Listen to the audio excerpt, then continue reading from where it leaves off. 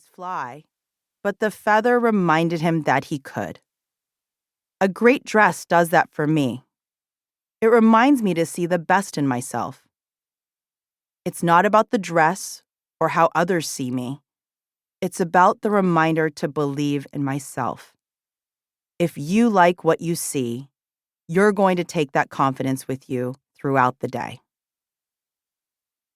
It turned out that her feedback was not about my clothes, as much as it was about reminding myself to feel good about myself on the inside, even before I stepped foot into the office.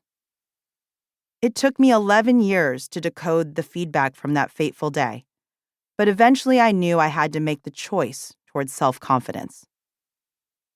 I needed to understand my unique gifts so that I could believe in those gifts and then others could see them too. We cannot give what we do not know we have. Diane could help me be better at my job, but she couldn't give me self-worth. Only I could do that. When I did finally figure it out, I named my company after it. Owning my own business was in my blood. I started my life in the company of entrepreneurs as the daughter of Taiwanese, college-educated immigrants. Before I was born, they came to the United States, arriving in California with no money and knowing very little English. My mother took a job working on a hamburger truck, and my father worked on a loading dock. With their grit and perseverance, they eventually went on to own and run a small family business. I saw firsthand what it takes to be an entrepreneur, often working shoulder to shoulder with my parents when they needed help. This is what is expected of a firstborn, second-generation daughter, so it was never a question that I would step in to help. My parents were the first to teach me how to be relentlessly self-reliant, resilient, and kind, all in the service of visionary belief. My education was a gateway to a better life. It opened up a landscape of possibilities: law school, medical school, English grad school. Yes, I studied for every standardized test possible. My mom was a Tiger Mom before Tiger Moms were a thing. Eventually, I got that job at McKinsey & Company. I spent 11 years there, a considerable amount of time given the average tenure of a management consultant is 18 to 24 months.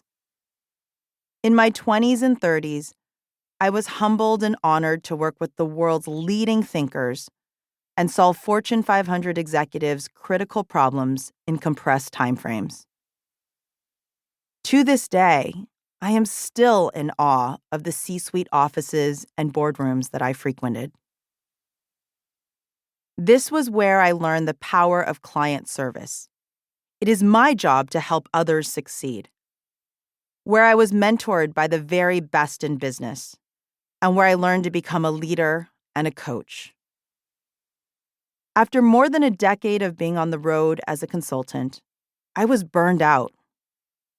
The 20-hour workdays, the constant travel, the pressures of being on call for clients and teammates alike, and the rigorous performance metrics for promotion had finally gotten to me. For the first time in my life, I hit the pause button. I took more than a year off, a luxury that I decided was worth tapping into my life savings for.